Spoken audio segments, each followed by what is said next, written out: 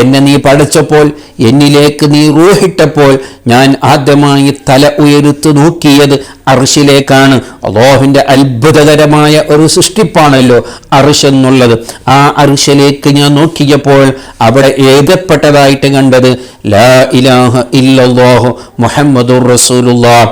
അസ്സലാമു അലൈക്കും വറഹ്മത്തുള്ളാഹി വബറകാതുഹു. മുഅ്മിനീങ്ങളെ, ഖസീദത്തുൻ നുഅ്മാനിയയിലെ 4-ാമത്തെ ബൈത്ത് നമ്മൾ വിശദീകരിക്കാൻ തുടങ്ങുകയാണ്. ബഹുമാനപ്പെട്ടവർ പറയുന്നു, അൻതല്ലദീ ലൗലാക മാ ഖുലിക ഇംറുഉൻ കല്ലാ വലാ ഖുലികൽ വറാ ലൗലാക. എന്നുള്ള എല്ലാ ഓരോരോ ബൈത്തിലും മുത്തുനബിയുടെ ഓരോരോ പ്രത്യേകതകൾ പറയാൻ തുടങ്ങുകയാണ്. മുത്തുനബി ആരാണെന്ന് നമ്മളോട് പഠിപ്പിച്ചു തരാണ്. അന്ത തങ്ങളാകുന്നത് ഓ നബിയെ അല്ലതി ഒരുത്തരാണ്. എങ്ങനെയുള്ള ഒരുത്തനാണ്? ലൗലാക്ക തങ്ങൾ ഇല്ലായിരുന്നുവെങ്കിൽ, മാ ഖുലിക ഇംറുഉൻ ഒരാളെയും അല്ലാഹു പടക്കൂലായിരുന്നു. മുത്തുനബി ഇല്ലായിരുന്നെങ്കിൽ ഒരാളെയും അല്ലാഹു പടക്കൂലായിരുന്നു. എന്നിട്ട് ബഹുമാനപ്പെട്ടവർ പറയുന്നൊരു വാക്കാണ് കല്ല, അങ്ങനെയല്ല. ഒരു കാര്യം ബഹുമാനപ്പെട്ടവർ പറഞ്ഞു, എന്നിട്ട് പറയാണ് കല്ല, അങ്ങനെയല്ല. വലാ ഖുലിഖൽ വറാ, അള്ളാഹു പടപ്പുകളെ തന്നെ അള്ളാഹു പടക്കൂലായിരുന്നു. ലൗലാക തങ്ങൾ ഇല്ലായിരുന്നെങ്കിൽ. ഇവിടെ ബഹുമാനപ്പെട്ടവർ പറഞ്ഞതിന്റെ ഏറ്റവും വലിയ ഒരു ആശയം, ഹബീബ് സല്ലല്ലാഹു അലൈഹി വസല്ലമ തങ്ങൾ ഇല്ലായിരുന്നുവെങ്കിൽ അല്ലാഹു സുബ്ഹാനഹു വ തആല അവന്റെ സൃഷ്ടികൾ എന്ന് പറയപ്പെടുന്ന ഒന്നിനെയും അല്ലാഹു പടക്കൂലായിരുന്നു. അത് അല്ലാഹു ഇങ്ങനൊന്ന് പടക്കാനുള്ള കാരണം മുത്തുനബി സല്ലല്ലാഹു അലൈഹി വസല്ലമ തങ്ങളെ അല്ലാഹു പടക്കാൻ ഉദ്ദേശിച്ചതുകൊണ്ടാണ്. അല്ലാഹു സുബ്ഹാനഹു വ തആല ഇവിടെയുള്ള എല്ലാ സൃഷ്ടികളെയും അല്ലാഹു പടച്ചിട്ടുള്ളത്. അപ്പോൾ നമ്മളെ പടക്കാനും, ഇവിടെ സ്വർഗം പടക്കാനും, ഇവിടെ നരകം പടക്കാനും, ദുനിയാവിനെ പടക്കാനും, ആഖിറ ലോകം പടക്കാനും, ആദം നബി അലൈഹിസ്സലാം മുതൽ ഖിയാമത്ത് നാൾ വരെയുള്ള ആരെയും അല്ലാഹു സുബ്ഹാനഹു വ തആല പടച്ചിട്ടുള്ളത് മുത്തുനബിയെ അല്ലാഹു പടക്കാൻ ഉദ്ദേശിച്ചതുകൊണ്ട് മാത്രമാണ്. മുത്തുനബി തന്നെ ഇല്ലായിരുന്നുവെങ്കിൽ ഇവിടെ ആരും ഉണ്ടാവില്ലായിരുന്നു. അതാണ് ഈ ബൈത്തിൽ ബഹുമാനപ്പെട്ടവർ നമ്മെ പഠിപ്പിക്കുന്നത്. അൻതല്ലദീ ലൗലാക മാ ഖുലിക ഇംറുഉൻ, നബിയെ തങ്ങളില്ലായിരുന്നുവെങ്കിൽ ഇവിടെ ഒരാളും ഉണ്ടായിരുന്നില്ല. ഒരാളെ പോട്ടെ, കല്ലാ വലാ ഖുലിഖൽ വറാ, ഒരു പടപ്പുകളും ഒരു സൃഷ്ടികളും ലൗലാക തങ്ങളില്ലായിരുന്നുവെങ്കിൽ, അള്ളാഹു മുത്തുനബിയെ പടക്കുക എന്നൊരു ഉദ്ദേശം അള്ളാഹുവിനില്ലായിരുന്നുവെങ്കിൽ ഇവിടെ ഒരു സൃഷ്ടിപ്പിനെയും അള്ളാഹു പടക്കൽ ഉദ്ദേശിക്കില്ലായിരുന്നു. അങ്ങനൊരു വിഷയമേ ഉണ്ടാവില്ലായിരുന്നു എന്ന് ബഹുമാനപ്പെട്ടവർ ഈ ബൈത്തിലൂടെ വലിയൊരു ആശയം, മുത്തുനബിയുടെ വലിയൊരു മദ്ഹ് നമ്മെ പഠിപ്പിക്കുകയാണ്. ബഹുമാനപ്പെട്ട ഇമാം ഹാക്കിം റളിയല്ലാഹു അൻഹു അവിടത്തെ മുസ്തദറക് എന്ന ഗ്രന്ഥത്തിൽ ഒരു ഹദീസ്, ഒരു സംഭവം നമ്മെ പഠിപ്പിക്കുന്നത് കാണാം. അല്ലാഹു സുബ്ഹാനഹു വ തആല ആദ്യമായി ബഹുമാനപ്പെട്ട ആദം നബി അലൈഹിസ്സലാമിനെ പടച്ചപ്പോൾ, പിന്നീട് ആദം നബി അലൈഹിസ്സലാം ഒരു അവസരത്തിൽ അള്ളാഹുവിനോട് ദുആർക്കുകയാണ്, യാ റബ്ബി അസ്അലുക ബിഹഖി മുഹമ്മദിൻ സല്ലല്ലാഹു അലൈഹി വസല്ലം. അള്ളാഹുവേ, എന്റെ പാപങ്ങൾ, എന്റെ ദോഷങ്ങൾ എനിക്ക് നീ പുറത്തു തരണേ, എനിക്ക് നീ മാഫ് ചെയ്തു തരണേ. ആരുടെ ഹക്കുകൊണ്ട്? മുഹമ്മദ് സല്ലല്ലാഹു അലൈഹി വസല്ലമ തങ്ങളുടെ മുത്തുനബിയുടെ ഹക്കുകൊണ്ട് എനിക്ക് നീ മാഫ് ചെയ്യണമേ അല്ലാ എന്ന് ആദം നബി അലൈഹിസ്സലാം അള്ളാഹുവിനോട് ചോദിക്കുകയാണ്. ഇവിടെ മനസ്സിലാക്കണം, മുത്തുനബിയെ ആ കാലഘട്ടത്തിൽ അള്ളാഹു പഠിച്ചിട്ടില്ലല്ലോ. ആദം നബി അലൈഹിസ്സലാമിനല്ലേ ആദ്യമായിട്ട് അള്ളാഹു പഠിച്ചിട്ടുള്ളത്. ആ സമയത്ത് ആദം നബി അലൈഹിസ്സലാം ദ്വാരക്കുന്നത് ആരെ തവസ്സുലാക്കിയിട്ടാണ്? ആരുടെ ഹക്കിനെ ചോദിച്ചിട്ടാണ്? മുത്തുനബിയുടെ ഹക്കിനെ ചോദിച്ചിട്ടാണ്. അപ്പോൾ അള്ളാഹു അങ്ങോട്ടൊരു ചോദ്യം ചോദിക്കുന്നു, ആ മുഹമ്മദ് എന്ന് പറയപ്പെടുന്ന എന്റെ അടിമയെ ഞാൻ ഇതുവരെ പഠിച്ചിട്ടില്ലല്ലോ, പിന്നെ എങ്ങനെ നീ എന്റെ മുഹമ്മദിനെ മനസ്സിലാക്കി എന്ന് അങ്ങോട്ടൊരു ചോദ്യം ആദം നബി അലൈഹിസ്സലാമിനോട് അല്ലാഹു ചോദിക്കുന്നുണ്ട്. ആ സമയത്ത് ആദം നബി അലൈഹിസ്സലാം ഇങ്ങോട്ട് അള്ളാഹുവിനോട് പറഞ്ഞൊരു മറുപടി വളരെ ഗൗരവത്തോടു കൂടെ കേൾക്കണം.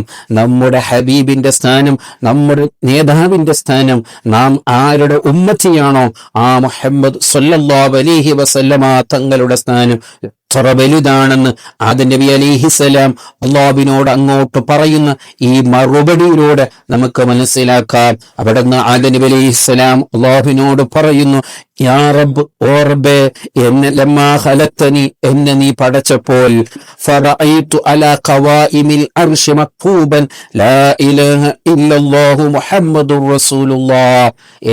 എന്നെ നീ പഠിച്ചപ്പോൾ, എന്നിലേക്ക് നീ റൂഹിട്ടപ്പോൾ, ഞാൻ ആദ്യമായി തല ഉയർത്ത് നോക്കിയത് അർശിലേക്കാണ്. അല്ലാഹുവിന്റെ അത്ഭുതകരമായ ഒരു സൃഷ്ടിപ്പാണല്ലോ അർശ് എന്നുള്ളത്. ആ അർശിലേക്ക് ഞാൻ നോക്കിയപ്പോൾ അവിടെ എഴുതപ്പെട്ടതായിട്ട് കണ്ടത് ലാ ഇലാഹ ഇല്ലല്ലാഹു മുഹമ്മദുർ റസൂലുള്ളാഹ്. അള്ളാഹുവിന്റെ പേരോട് കൂടെ അതിനോട് ചേർത്തിട്ട് മുത്തുനബിയുടെ പേരും എഴുതിയിട്ടാണ് ആദം നബി അലൈഹിസ്സലാം കാണുന്നത്.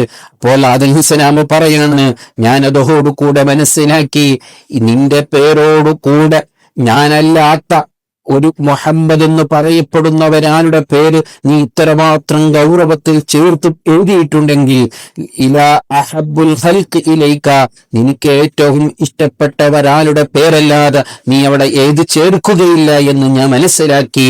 അങ്ങനെയാണ് ഞാൻ ആ മുഹമ്മദ് സ്വല്ലല്ലാഹു അലൈഹി വസല്ലമ തങ്ങളുടെ ഹക്കോട് കൂടെ എനിക്ക് മാഫ് നൽകണമെന്ന് നിന്നോട് ചോദിക്കാനുള്ള കാരണമെന്ന് ആദം നബി അലൈഹിസ്സലാം പറയുന്നു. എന്നിട്ട് അള്ളാഹു ഇങ്ങോട്ടൊരു മറുപടി പറയുന്നുണ്ട്, ഓ ആദമേ, അതെ, നിങ്ങൾ പറഞ്ഞത് സത്യമാണ്, നിങ്ങളെ പറ്റി പറഞ്ഞത് സത്യമാണ്. ഖദ് ഗഫറതു ലക വലൗലാ മുഹമ്മദുൻ സ്വല്ലല്ലാഹു അലൈഹി വസല്ലം മാ ഖലഖ്തുക. ആ അർശിൽ എന്റെ പേരോട് കൂടെ ഞാൻ ഒരാളെ പേരെഴുതിയിട്ടുണ്ടെങ്കിൽ അത് മുഹമ്മദ് എന്നാകുന്ന പേര്, അത് ഞാൻ ഏറ്റവും ഇഷ്ടപ്പെട്ട ഒരു അടിമയുടെ പേരാണ്. മുഹമ്മദ് നബി സല്ലല്ലാഹു അലൈഹി വസല്ലമ തങ്ങളെ ഞാൻ പടക്കാൻ ഉദ്ദേശിച്ചില്ലായിരുന്നുവെങ്കിൽ മാ ഖലഖ്തുക, ഈ വഴിയാണ്, ഈ പറയുന്ന പറച്ചിലാണ് വളരെ ഗൗരവത്തോട് നാം കേൾക്കേണ്ടത്. ബഹുമാനപ്പെട്ട ആദം അലൈഹിസ്സലാമിനോട് പറയുന്നത്, മാ ഖലഖ്തുക, നിങ്ങളെ തന്നെ ഞാൻ പടക്കൂലായിരുന്നു. നിങ്ങളെ തന്നെ പടക്കൂലായിരുന്നു എന്ന് പറഞ്ഞതിന്റെ ഉദ്ദേശം എന്താണ്? ആദം അലൈഹിസ്സലാമിനെ പടക്കുന്നതിന്റെ ഉദ്ദേശം എന്താണ്? ഇവിടെ ജനങ്ങളെ പടക്കുക, മനുഷ്യ സമൂഹത്തിന് അല്ലാഹു പടക്കുക എന്നല്ലേ.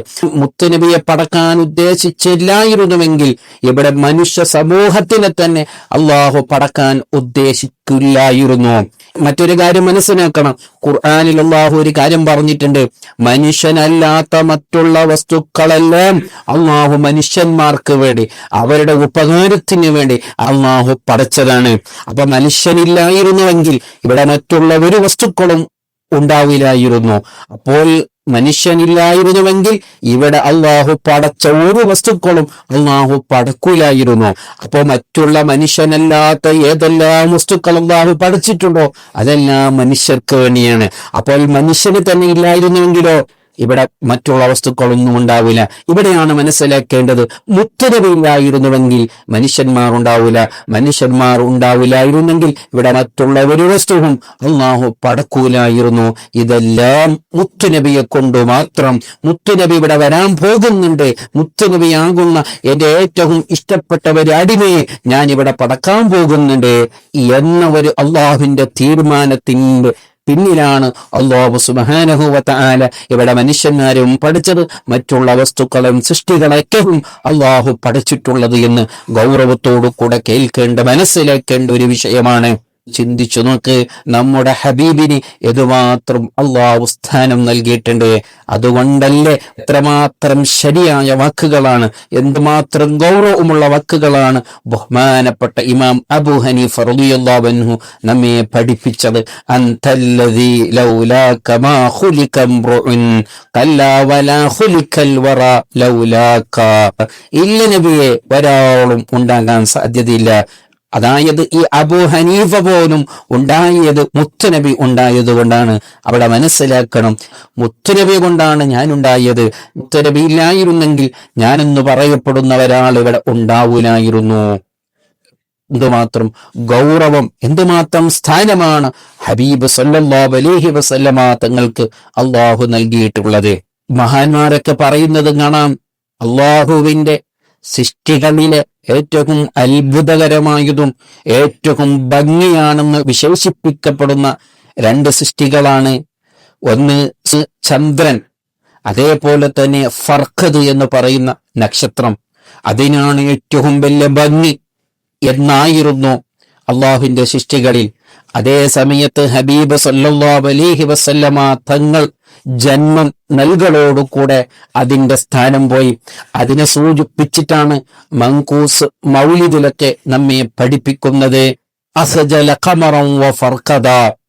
അതുവരെ മുത്തുനബിയെ പ്രസവിക്കുന്നതുവരെ ലോകത്ത് അള്ളാഹുവിന്റെ സൃഷ്ടികളിലെ ഏറ്റവും ഭംഗിയാണെന്ന് വിശേഷിപ്പിച്ചിരുന്ന ഖമറും ഫർഖദ് എന്ന് പറയുന്ന നക്ഷത്രം മുത്തുനബിയുടെ പിറവിയോടുകൂടെ, മുത്തുനബിയുടെ ജന്മത്തോടുകൂടെ അത് നാണിച്ചുപോയി, അതിന്റെ സ്ഥാനം ഇല്ലാതെയായിപ്പോയി.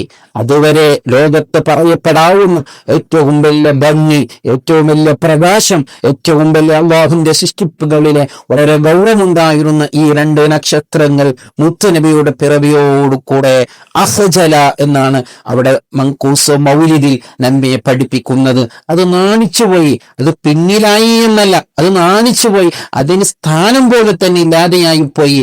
അത്രമാത്രം ഗൗരവമാണ് മുത്തുനബി സല്ലല്ലാഹു അലൈഹി വസല്ലമ തങ്ങൾക്ക് അള്ളാഹു നൽകിയിട്ടുള്ളത്.